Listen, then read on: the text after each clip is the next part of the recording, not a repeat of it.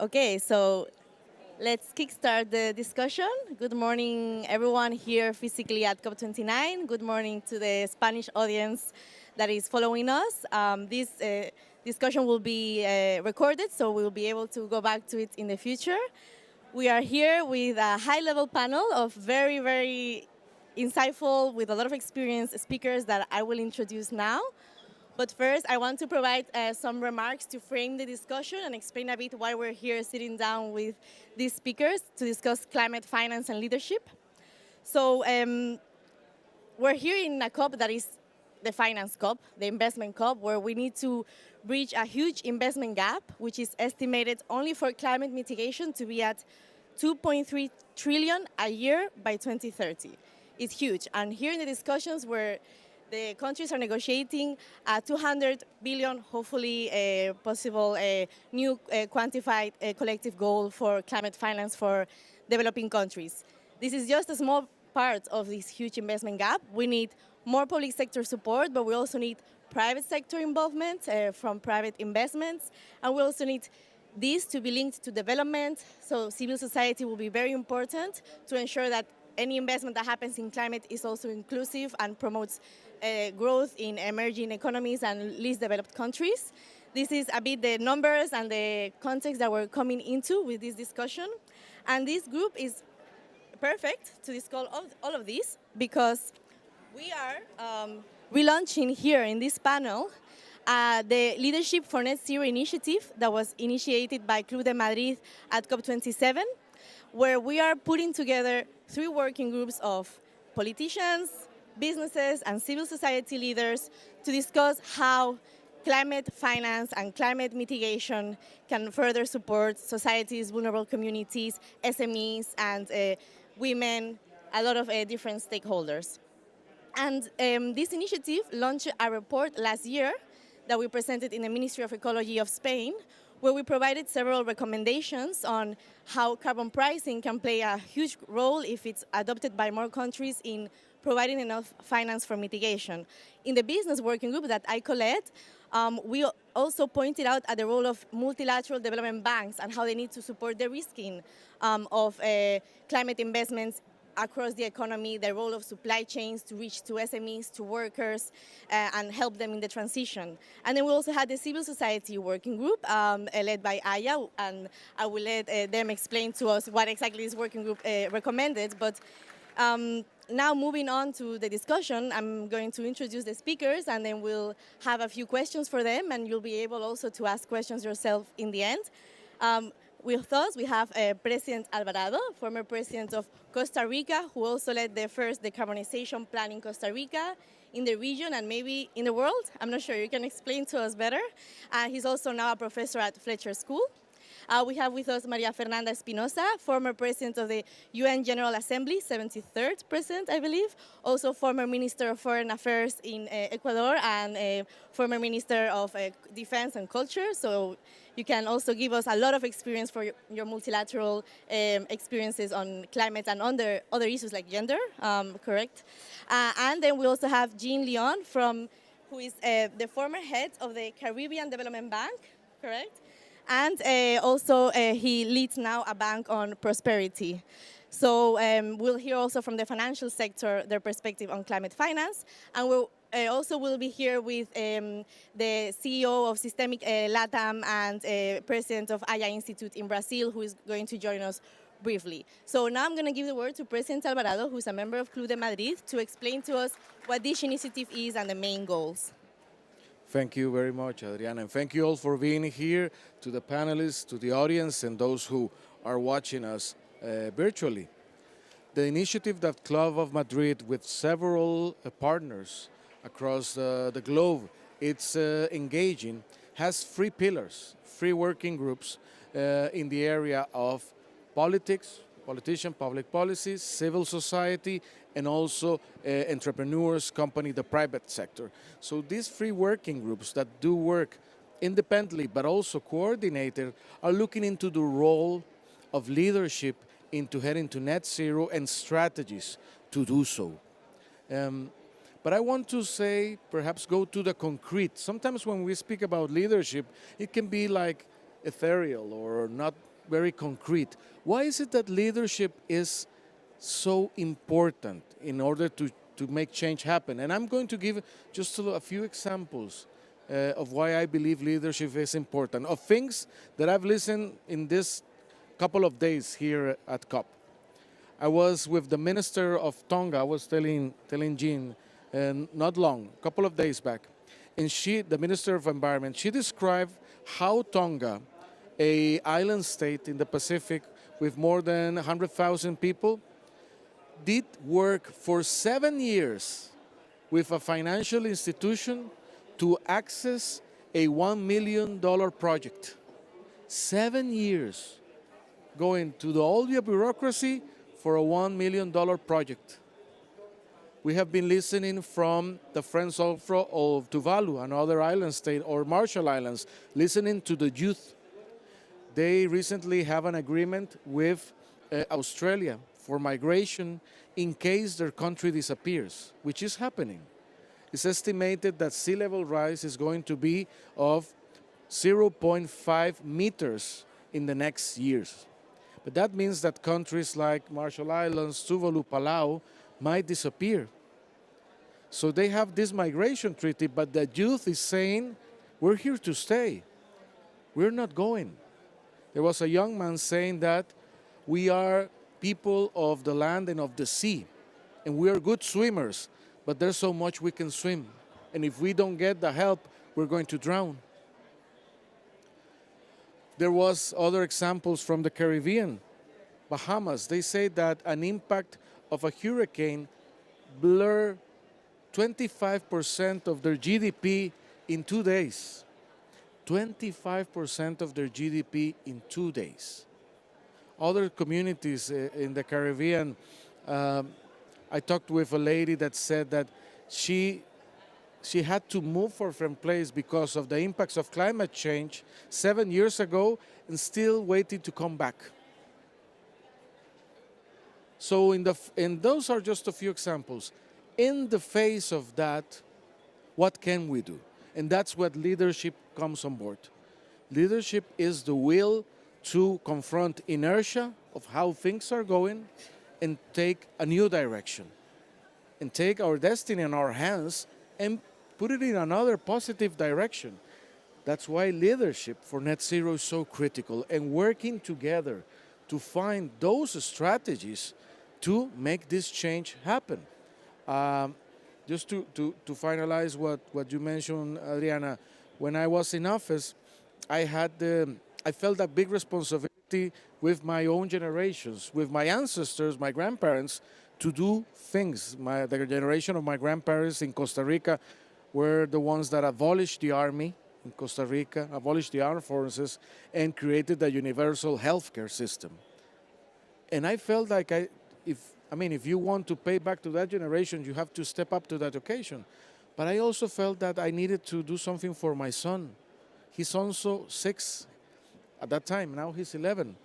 And when one thinks about a world that's going to be in current trajectory, surpassing or overshooting by 2.6 degrees,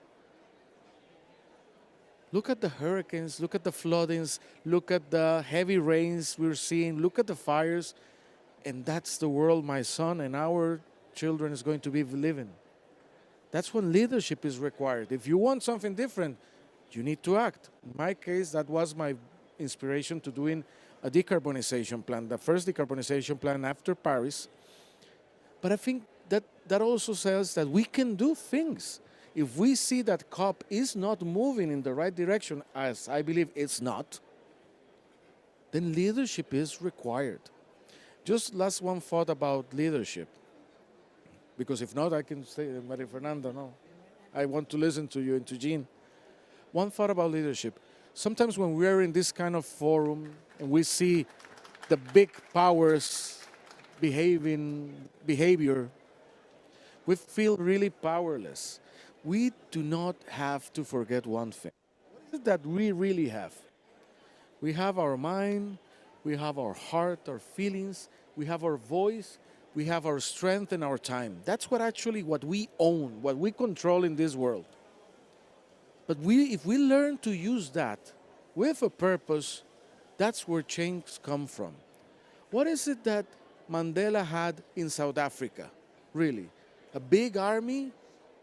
No? Lots of money?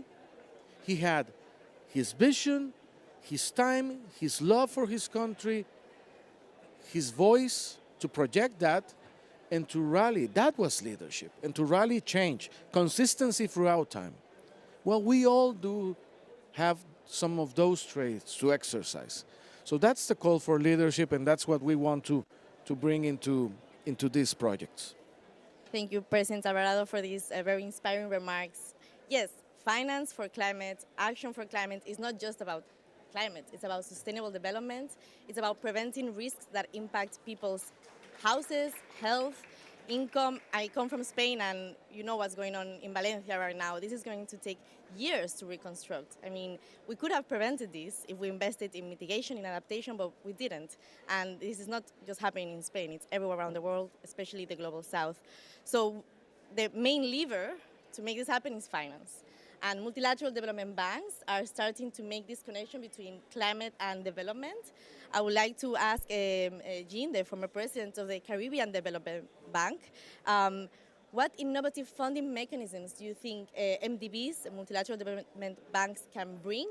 How they can contribute more to this pressing need of finance? There's a lot of discussions on reforming the international financial architecture, bringing in the private sector too. Jim, please explain to us what you think MDBs can bring to the scene. Thank you very much for that. Yes, I think MDBs are at the center of the nexus between policy, governments, and people, in that they facilitate this interaction. So they have a very key role to play. They are part of what we call the global financial architecture now. I think, though, for me, the starting point is the global architecture as it is today remains an unfulfilled dream.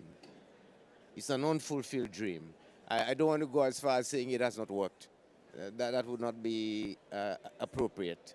But it is unfulfilled in the sense that it has not served the totality of the global space. So there are a number of countries that remain in what I call the underserved category. And unless we can find a way of promoting a means to serve those underserved, then I think we will never have a narrowing of the global inequities that exist today. So that's where I want to start, and to say, how can MDBs actually do that? Now, for MDBs to do that, I think there are three components that work together. I know the question is about finance, but there are three things that work together. One is there's a governance issue that, in a sense, Carlos has alluded to. There's a finance issue, and then there's a partnership issue. So when we quickly talk about those three, on the governance issue, the problem we have is charters and mandates of institutions that were built ages ago are just not appropriate for today, let alone for tomorrow. And so we need that leadership to be able to start saying, how do we change governance in a way that will allow for the leadership to be able to promote the things that MDBs need to do if we are to somehow make a change going forward. So that's, I think, the first pillar that we need to do. On the finance side, I think we need to start thinking a lot differently.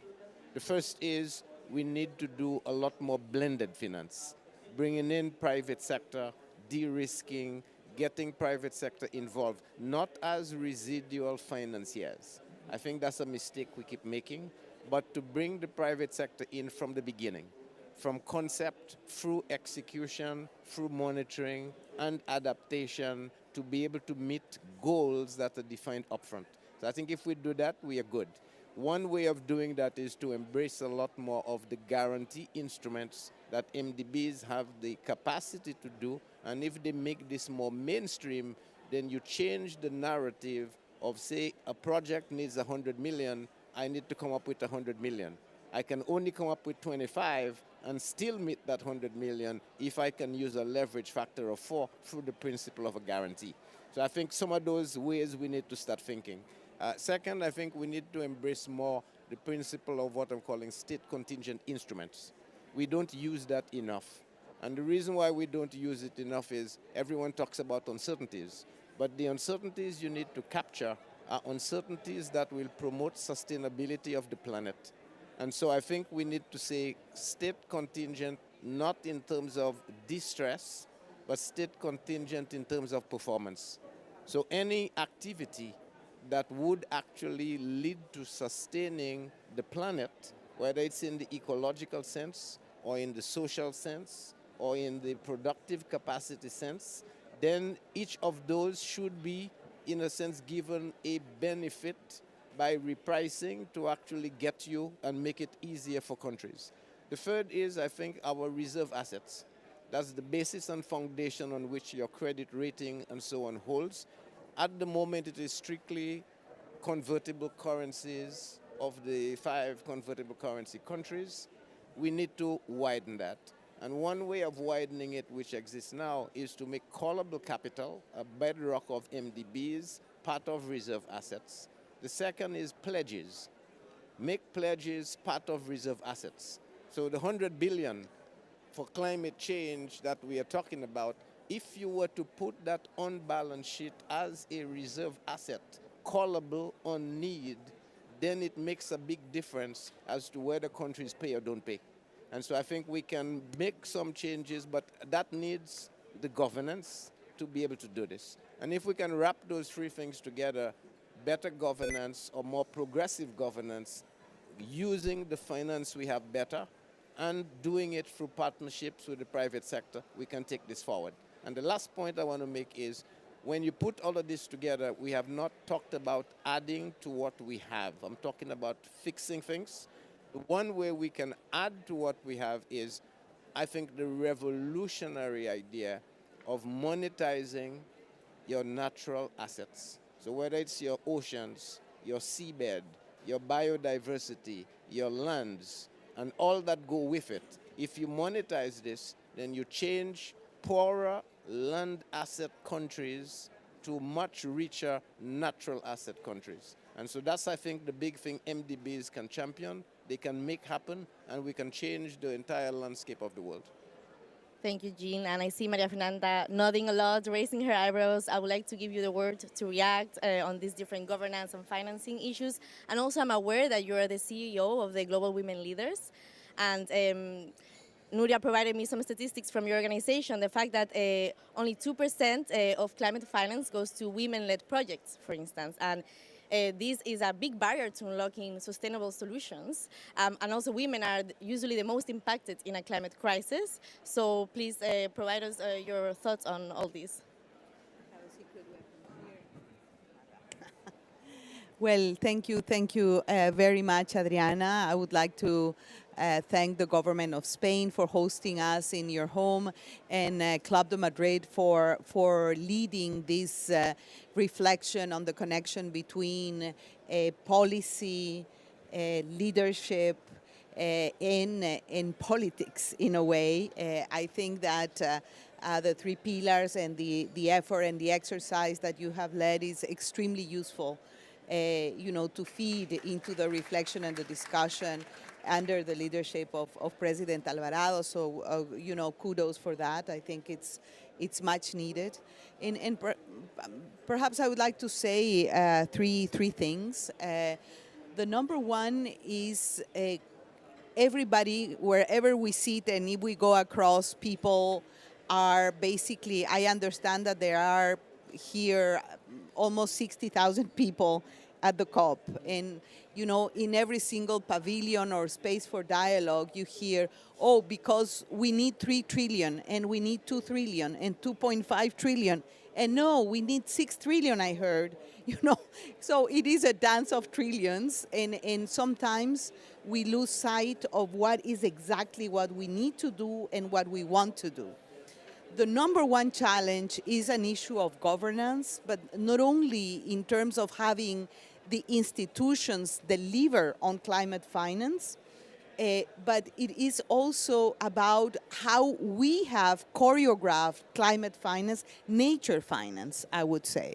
No, we have the Green Climate Fund, we have the Global Environmental Facility, the GEF. Now we have the Loss and Damage Fund.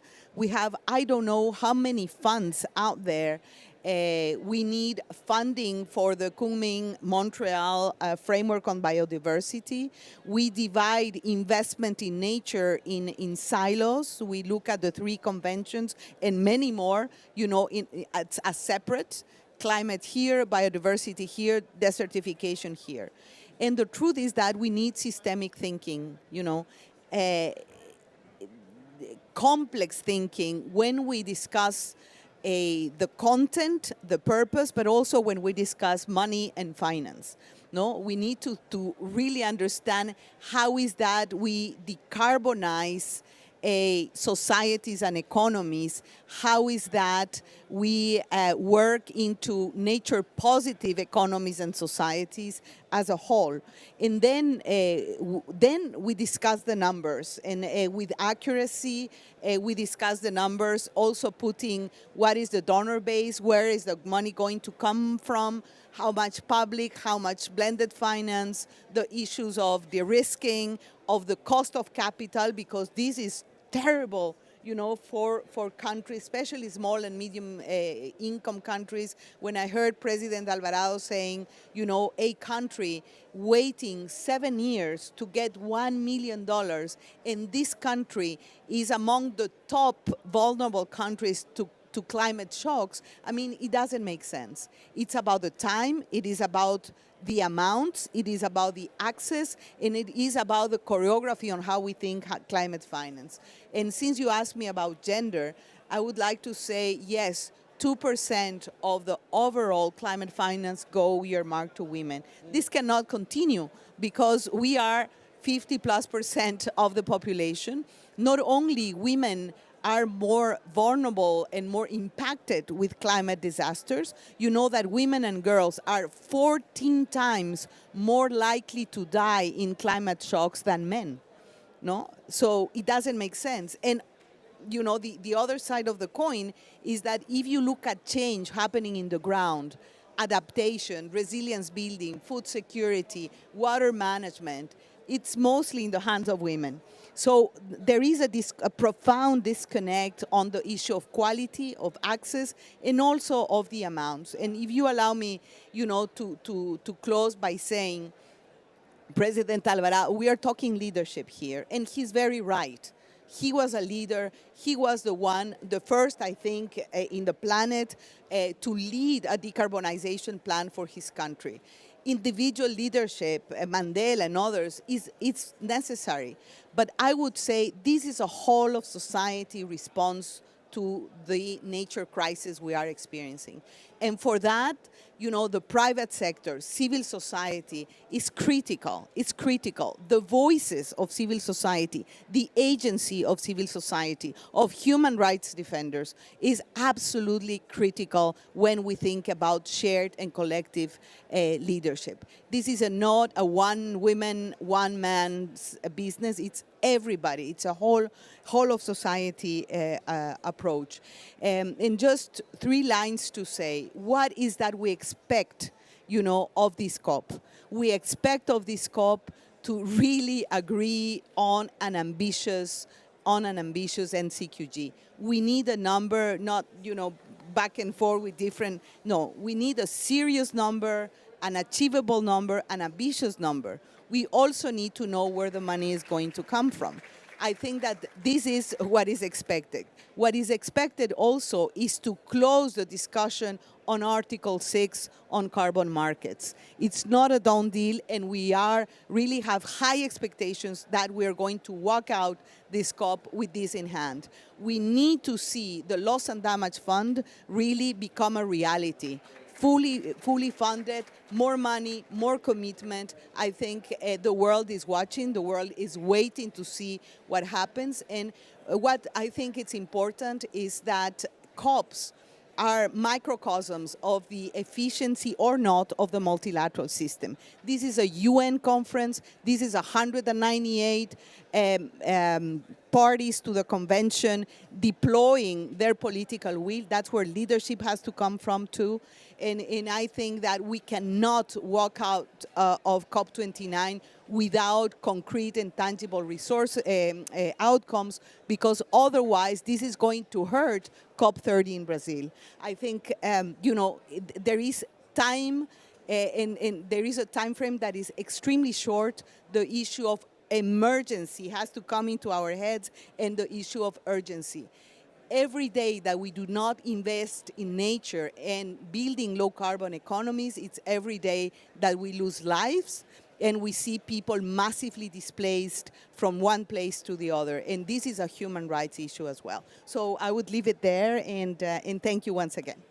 Thank you, Maria Fernanda. I hope we can send this recording to negotiators in the room so they can listen to you and comply with your wishes. You mentioned the important role of civil society. I'm going to now give the word to Patricia, who's CEO of Systemic Latam and also director of Aya Institute, an NGO in Brazil. So it's also going to give us a good perspective into the next year too.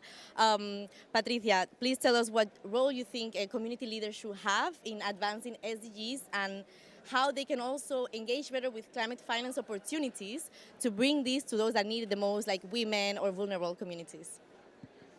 Thank you. Well, it's an honor to be here.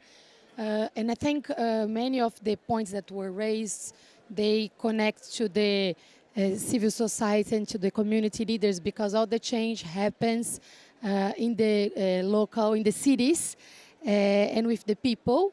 When we see the way we've been discussing climate finance and climate change, it's very distant from what's happening in reality in people's lives, and somewhat confusing when you talk to community leaders, because we are here discussing, if you take as an example, the COPs started in ECO 92, in the meetings that we had in Brazil. We will have a chance now in COP 30 years later, to reconnect in Brazil. I agree with Mrs. Espinosa that for COP29 we have very high expectation in finance, so we need to have definitions on the NCQGs and also on the carbon markets, so that in the next COP in Belém and in our journey from Bakú to Belém, we can reflect a little bit better on how we can change the processes in a way that they become more real to people in their communities. So hopefully the same way we did in ECO 92 to start the conventions of the parties,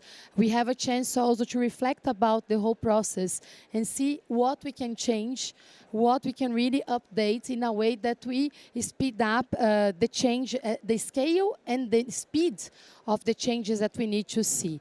So if you take a community leader from their perspective, and with Systemic, we've been taking a systemic approach, and we work, for example, we have the Partnership for Forest, a program in which we engage community leaders for production of high value-added products and that also sequestrate carbon, but we need to invest in capability building, in microfinancing, in models and mechanisms. When you talk to them, they don't separate the effects of biodiversity from climate, from desertification. And here we are having 3 COPs that are completely different, having those discussions as if those things were completely different in people's lives. We also were discussing about MDBs and the instruments. We need at least $8 trillion per year for climate finance. We don't invest not even $2 trillion. So this is, again, very distant from the reality that we need to achieve. We need to cover a very big gap. We need to multiply the numbers in terms of renewable energy. If we think about where we are in 24 and where we need to be in 2030, we need to multiply renewable energy at a multiple of 5. We need to multiply the climate finance numbers at a multiple of 3 to 4. And we need to work more closely together to community leaders, because even the numbers that we have today don't achieve the people in their realities. Well, we do have a good example of Costa Rica and what was done with the communities. If you go, for example, and see what was done, and I think President Carlos here has a very good example. You go to Costa Rica as a tourist and you see that the people who live there are completely aligned with the strategy that was taken many years ago in terms of what the country stands for in terms of the ecological transformation, the ecological transition. In most of the countries, this is not a reality. And because we are also part of the problem and part of the solution. So my hope to COP30 is that we really, and we start doing that here now, we start talking more about the action agenda as much as we talk about the negotiation agenda, and that we bring the community leaders together with us in the design of the policies and the design of the actions, and not like years later when we are implementing the few actions that become reality in the people's lives. Thank you, Patricia. I think that's a perfect moment to give the word to President Alvarado as the leader of the Costa Rica plan and how that was implemented and what lessons we can learn. And just quickly coming back on what you mentioned on the 3 times renewable target, 2 times energy efficiency, they're not being met. Like there are reports coming out saying that we're halfway there or not even. And something interesting in the renewables target, the Global South is leading in the implementation of renewable energy, more than developed countries. I mean, come on. So President Alvarado, I'll give you the word to react to these remarks, to tell us about what strategies you think can overcome this from your own experience in Costa Rica and in multilateral discussions. Thank you. More often, I think that we need really to become the change we want to see. Sometimes we expect that in COP here, we're going to solve things and then that's going to cascade to communities. And it's true that change has to happen here, but also we need to see change in the regional level, in the national level, in the local level, and in the community level. I think community level, it's responding. Why? Because communities feel the impact directly. And either communities are relocating, are moving, communities are seeing, and communities are coping because it's the daily livelihoods. There's such a big disconnect between that and what happens globally. Yesterday I was listening to something that got me going on climate justice and on the governance of the financial institutions, because I think we make an analogy of the justice in the national level to the justice we want to see globally. So in the national level, we think that our judiciary is going to see a case, let's say a case of loss and damage. They're going to take a case and they eventually, that's the narrative. I'm not saying this strictly on the, but the narrative is, which is very embedded in how people see things.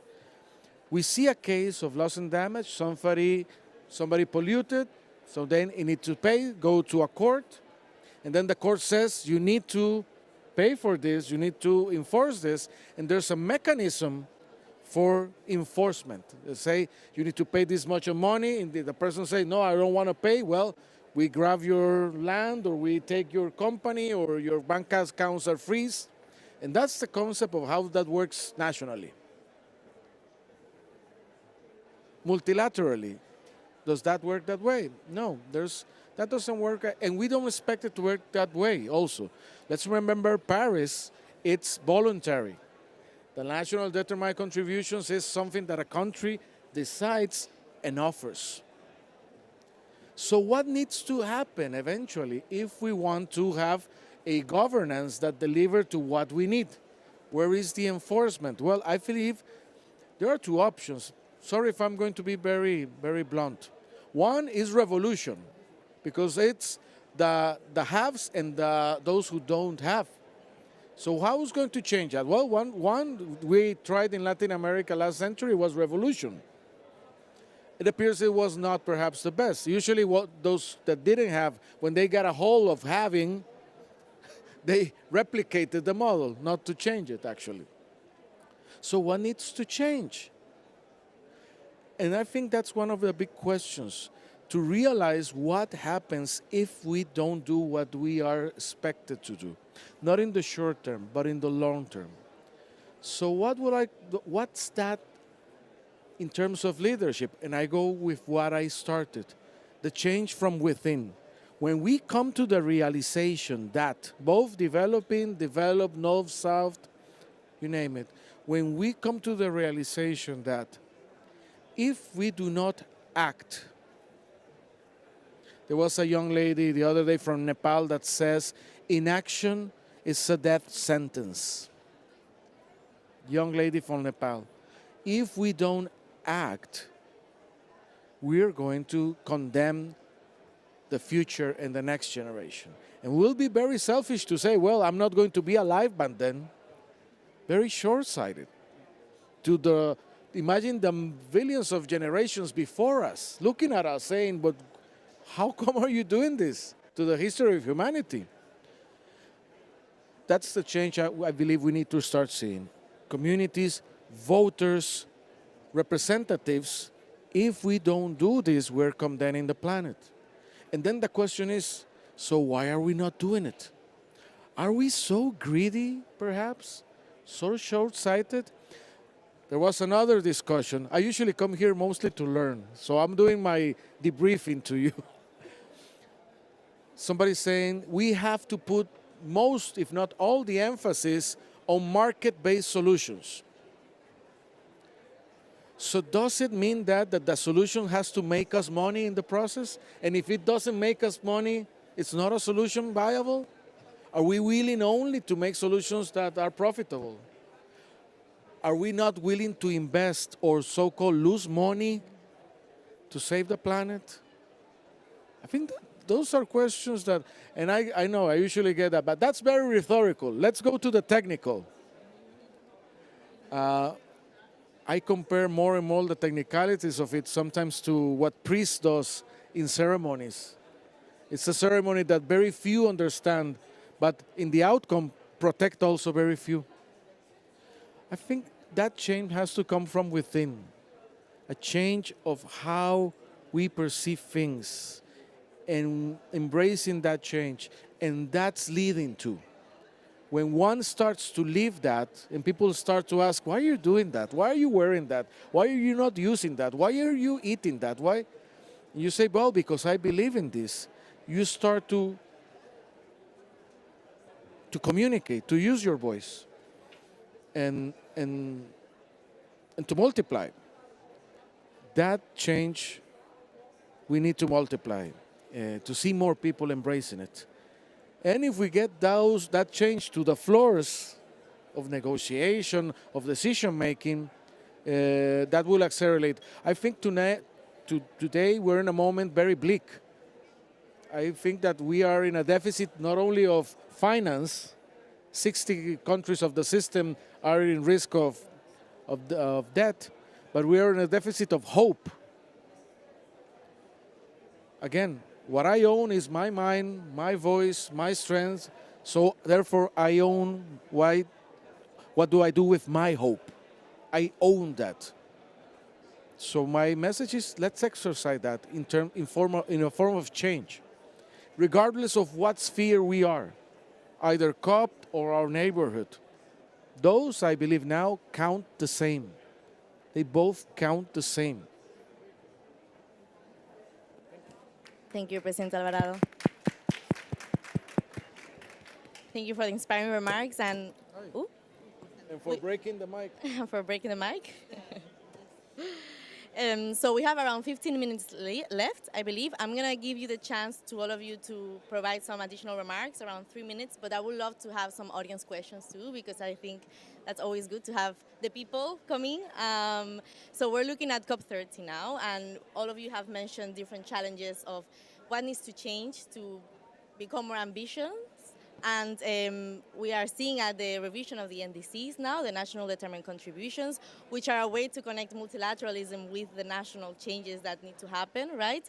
I would like to then give you the opportunity to provide some remarks on what would you like to see for COP30. I know, Maria Fernanda, you gave us a bit some ideas already, but how can we connect NDCs better to the people? I mean, people in their countries don't know what NDCs are many times. So how can we connect them more to the people? How we can connect them more to the financial system, to national promotional banks? I'd love to hear, Jean, about your ideas on promotional banks in countries and how they can help better SMEs. How can we bring in the SME perspective, the workers' perspective in NDCs?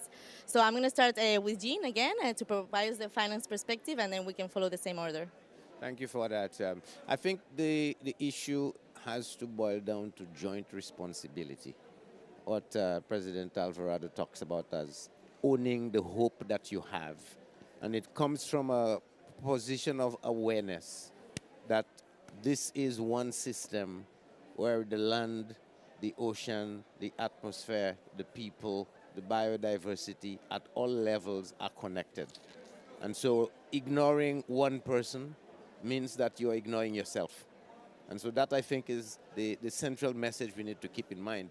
So on the financing side, I think, again, the role for MDBs is to see that the power they have is the strength of the balance sheet, the ability to aggregate, ability to convene at lower cost, and the means to trickle down.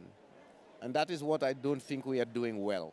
And the trickle down for me is if you are to connect the MSMEs, whether it is in the productive sphere or, importantly, in disaster risk management, when an event occurs and those MSMEs get wiped out and cut the supply chain and cut livelihoods and have no means of getting finance to put them back on their feet, how do you allow an MDB to bridge that and make this happen? And I think it can be done through the medium of national level development banks or special arrangements between MDBs and even commercial banks that guarantee those MSMEs finance will be available both for them to create, innovate, and for them to recover after things occur, and that they know they can always go there and have access in that space. And so I think that's a change that we need to embrace if we are to genuinely talk of MSMEs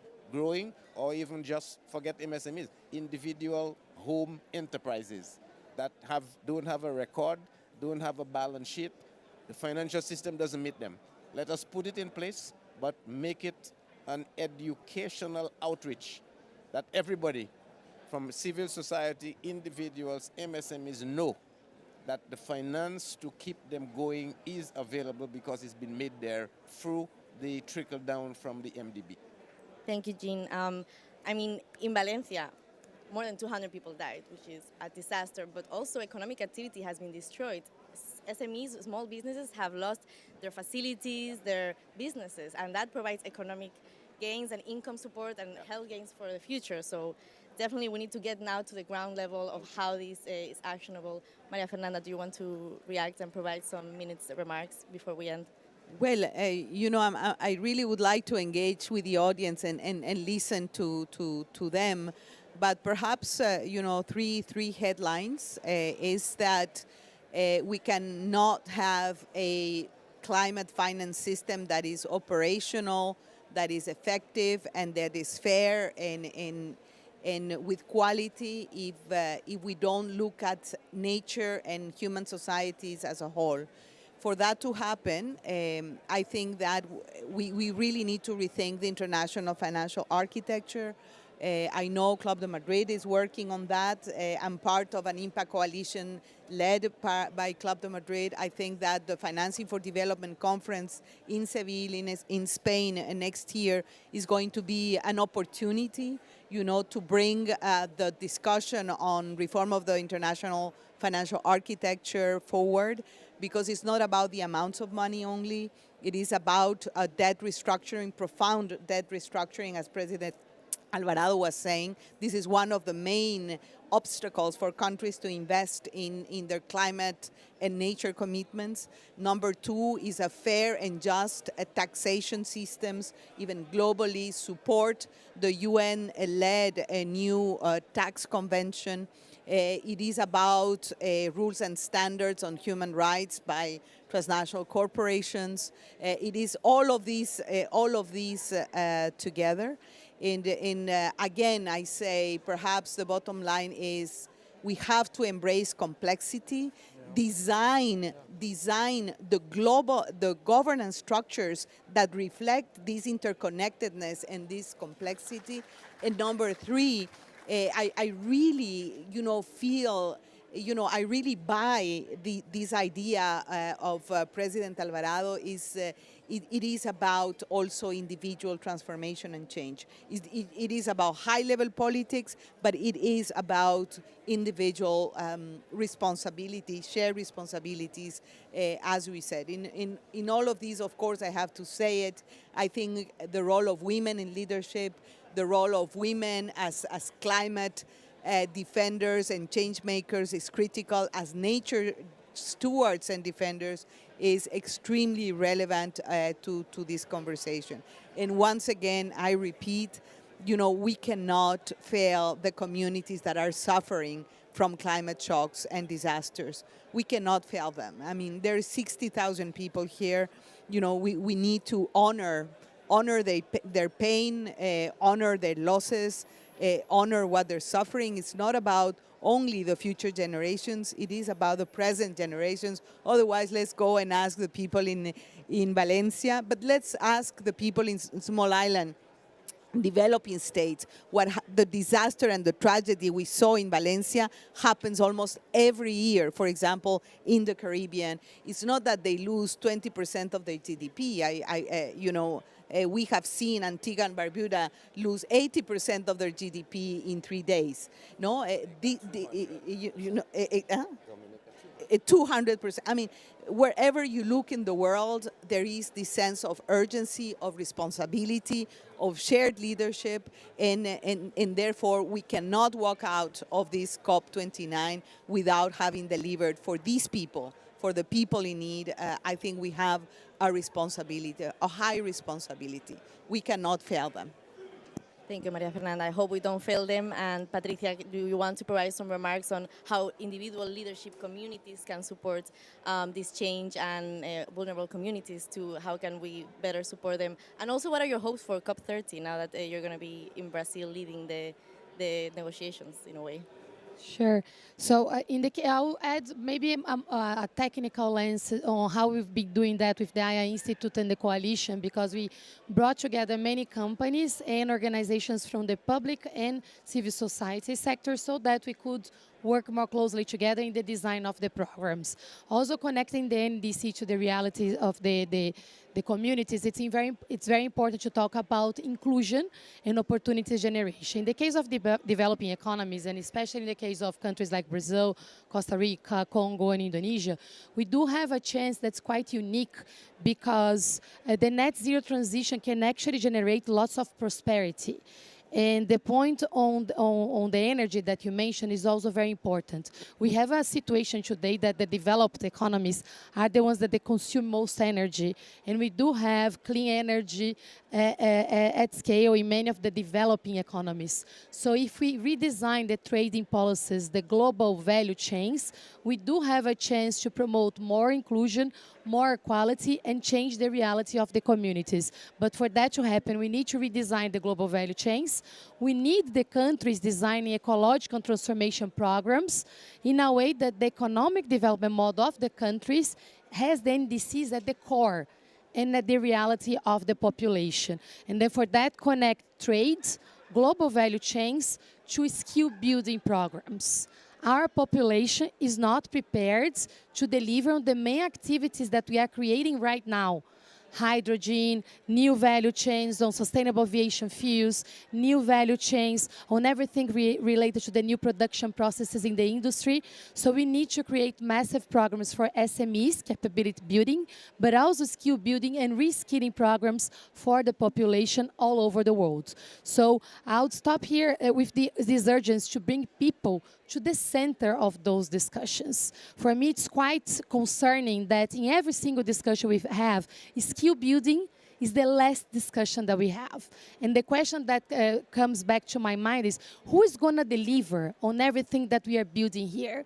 Especially if we say that we need to increase speed and scale, especially if we say that we need to connect climate finance with climate adaptation, but we are not doing that yet. Biodiversity is not even being discussed. Credits for biodiversity are not in the page yet. And where are the capabilities and where are the people? So we need to go for a massive reform, not only of the MDBs, but also of the way we are preparing the population to the transition that we need to see urgently in the world. world. Thank you, Patricia. President Alvarado, do you like the answers to your question on what needs to change? Give us some 2-minute final remarks, and then we'll have time for one or maybe two. We have 5 minutes more, so some quick remarks. And you want to open the floor? Okay, we open the floor for questions, and we see this lady with a question here.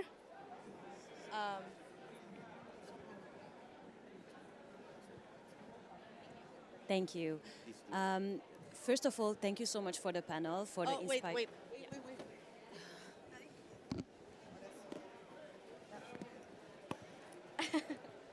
Okay, can everyone hear me now?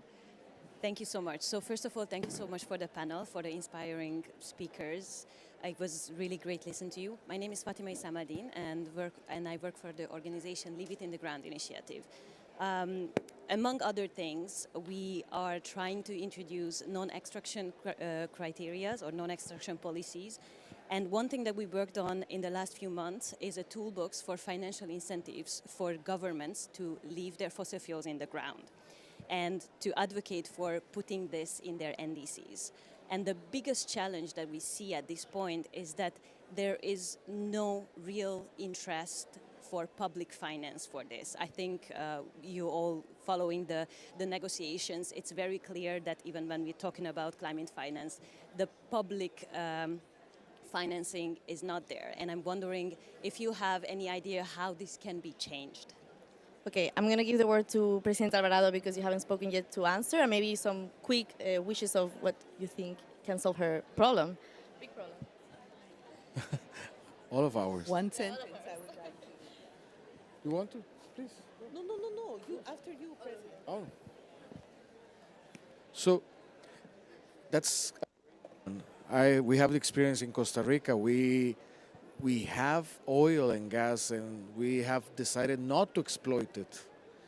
Now, in Costa Rica, there is a tendency that wants to exploit it. Imagine, that's where we are. And there are some of us fighting not to exploit it, but there's people giving the promise that that's how we're going to end poverty. And so you make a great point in the terms of saying a public push for that.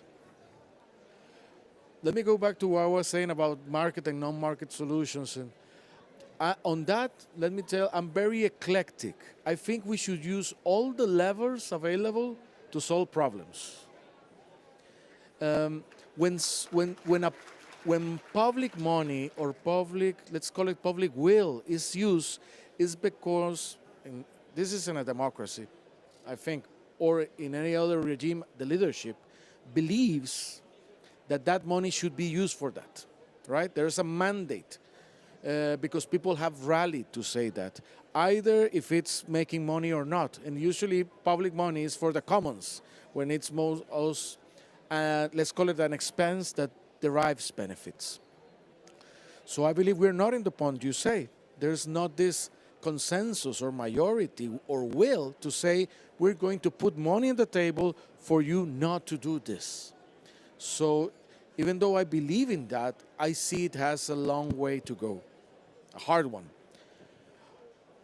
I have hope in what? I have hope in, ironically, that we have unleashed a force in the market, which is the renewables.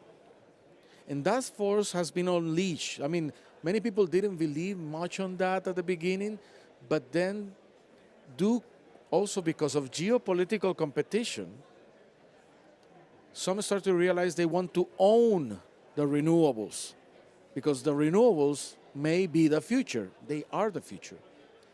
And that's what's pushing in them now. And also pricing on the cost of energy. Then we got all the critical minerals. That's another, we can open that chapter. But I see hope there because there's going to be, as there is a competition to own AI, as there's a competition to go back to the moon, there's a competition to expand renewables. And that competes with the extraction of more fossil fuels. I see more hope on that. My answer, use both levers. Keep pushing for the public to incentivize keeping oil and gas in the ground to phase out as fast as possible, and push for the market two, for the renewables, to reduce price and to compete with oil and gas. My answer is that push all the possible levers. Maria Fernanda, I see you really want to. Yeah, I really want to say something very short. I had the privilege to lead the technical team for the Yasuni ITT initiative and bring it forward. We brought the discussion to COP spaces. We don't have the time now, but I'll be very happy to engage bilaterally to put you in contact with the people that design the leave the oil underground. We did not get the support. We got, bilateral offers to give us money to protect the Yasuni Park. We said no. It's a precautionary principle approach.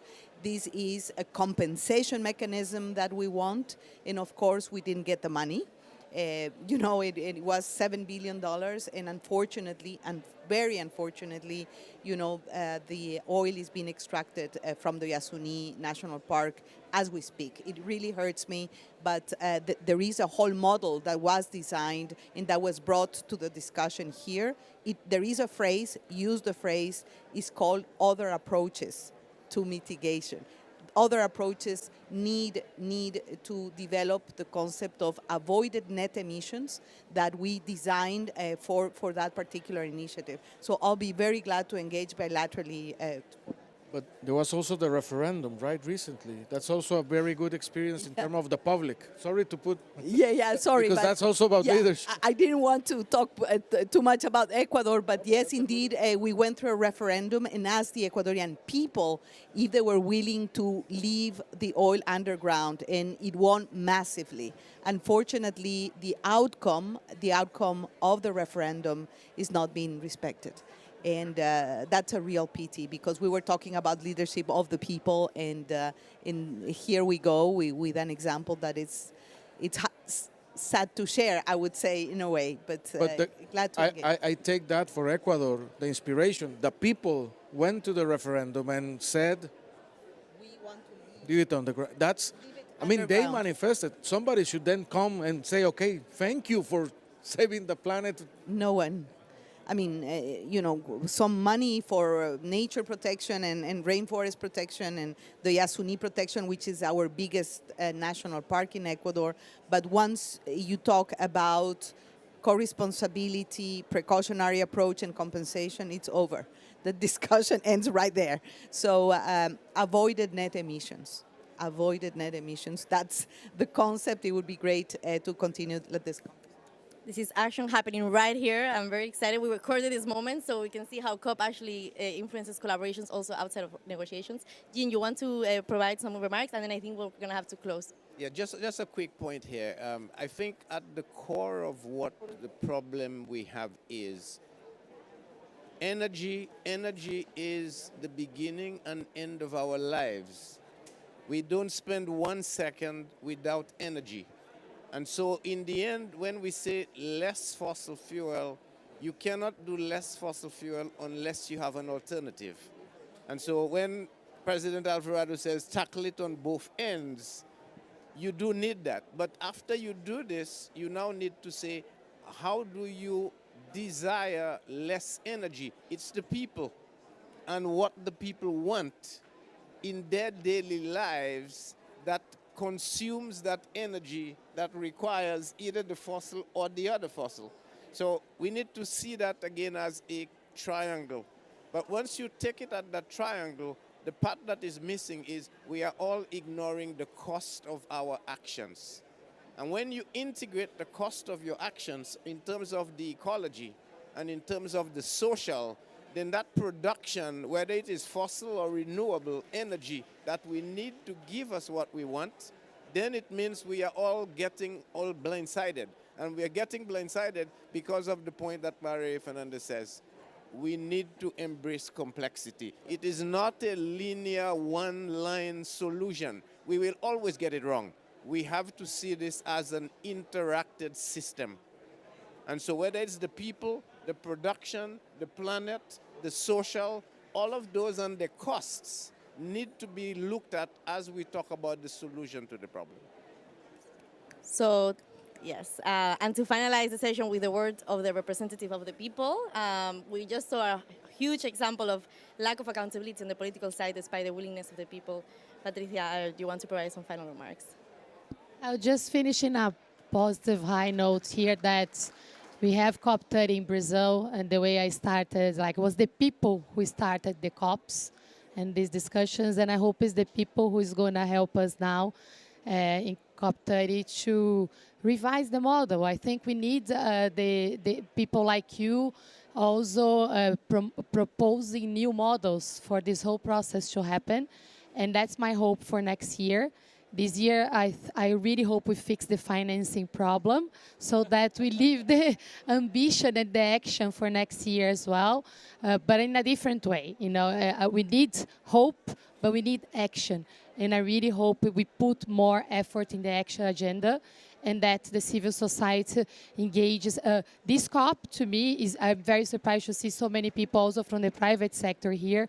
I hope next year the civil society really comes back to how we started the whole process and is heard, and that the action goes to a whole new level, because otherwise we will not have too much time, you know, left to change the direction, the scale, and the speed of the actions that we are taking now. So, but I'm positive, and I hope to see you there next year too, in Belém. We will be there next year. This initiative, Leadership for Net Zero, is going to continue working in the next months on how we can deliver all these wishes, how we can implement the action, bring the people, bring the private sector, and bring the politicians into one room to, deliver what has to be delivered for climate safety. So thank you very much, everyone, and we can discuss now.